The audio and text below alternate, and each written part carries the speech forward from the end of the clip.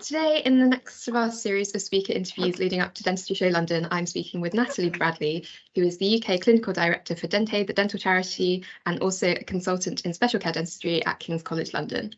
At this year's Dentistry Show London, Natalie will be giving a presentation about how to make your dental practice inclusive, and you can see this in the Enhanced CPD Theatre on Friday, the 6th of October at 3:50 p.m. So thank you very much for taking the time to speak to me today, Natalie. So to start off with, could you maybe give us a brief overview of what you'll be covering in your speaking session at Dentistry Show London this year? Sure, so I'll be speaking about how to include patients who might need a little bit of additional support in accessing dentistry.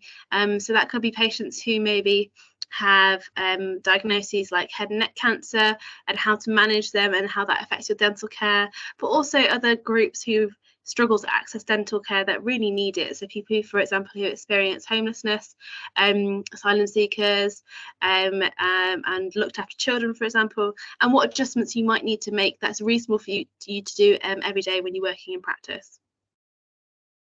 Amazing. And what do you hope that delegates will take away from your session? I really hope they'll feel inspired to go the extra mile looking after patients who just might need a little bit of support and a little outside of the box thinking, and feel well supported that actually they do have these skills. Traditionally, sometimes other dental practitioners might feel they need to refer these patients onwards to community dental services or hospitals for their management, but actually there's plenty that can be done in dental practice to take care of these patients. That can be very simple dentistry, and it's about the patient journey and how they can take ownership of that and really look after the patients and make a really positive impact on their oral health and general health. And do you think there have been any recent notable innovations or initiatives that have helped lower barriers to accessing dental services for vulnerable groups? So there definitely are. What we do at Dentaid is taking care out into communities for many of these patients who actually getting to a dental surgery is a big barrier in itself, and being able to build that rapport and an environment where patients feel comfortable, well supported. We're coming onto their turf to engage with them, and so actually when they come to see us a dentist at a dental practice in the future, it's much less intimidating and they know what to expect. And also there's other innovations that other services doing, for example, things that are done more virtually using social media and websites to share what it's like to come to the dentist, what to expect when to come to the dentist. So there's lots of really exciting innovations out there.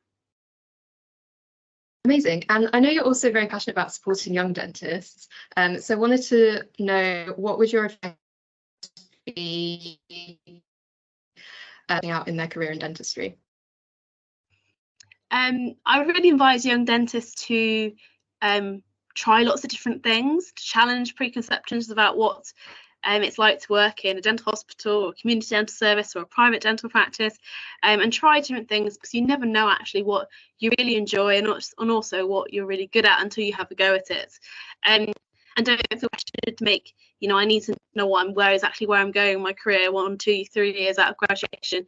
There's plenty of routes that you can explore within dentistry as long as you enjoy what you do, get to know people, network, go to events like the Dentistry Show, talk to people and in the profession that maybe you might not encounter every day, and just really help that inform you where you would like to go within dentistry. And make sure you keep in touch with your peers and your mentors, because you never know when you might need them, when you have a clinical case where you're like, I'm not sure what to do, or a last minute reference that you need, and you contact someone that you work with. So really create that community with like-minded people within dentistry for you.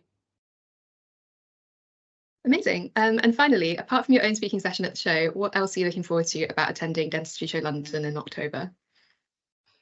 I'm really looking forward to seeing everyone. I really definitely missed face-to-face things when we had our COVID events happening where we're online. It was, it had to happen, but actually being face-to-face with people, having conversations, and really seeing any new products, new innovations, new news that's going within dentistry. It's a real hub of an event. So I'm really looking forward to meeting everybody in person again.